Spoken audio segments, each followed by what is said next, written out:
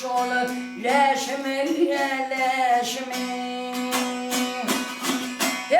gıyret meniyet şan dibiyle seni yetiri boy seni yetiri hep şehirleri tutulup da kalmışım gıyret meniyet şan dibiyle seni yetiri boy seni yetiri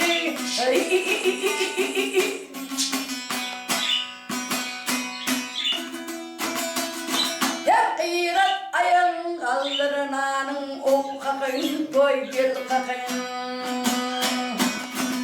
Hediyenden aşağı nehine gel yakayın, koy gel yakayın. Hep alışım iyimin yerine yerdir, gel bakayın, koy gel bakayın. Kıyret beni çan deriyle, seni yetiri, koy seni yetiri.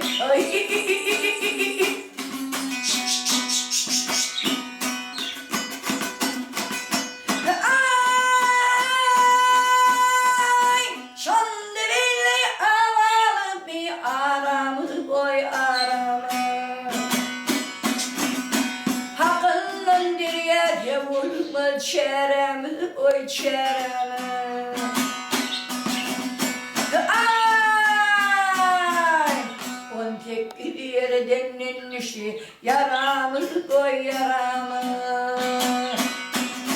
Hep yırat beni ya çan deviyle, seni yetirir, oy seni yetirir.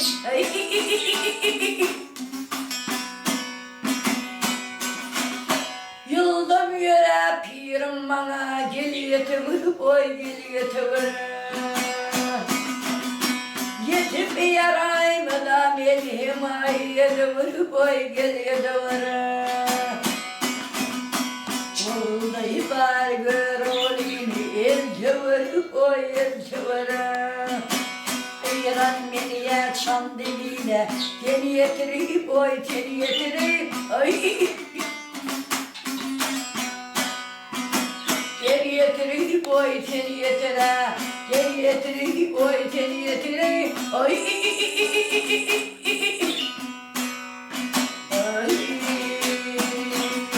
Ha! Ha!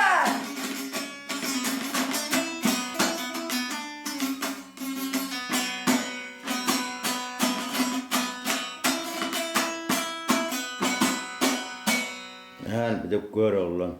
Ama görürüm, ağrım gıcak çalmam diye rahat, nedir, gelmem yetişmedi yanım.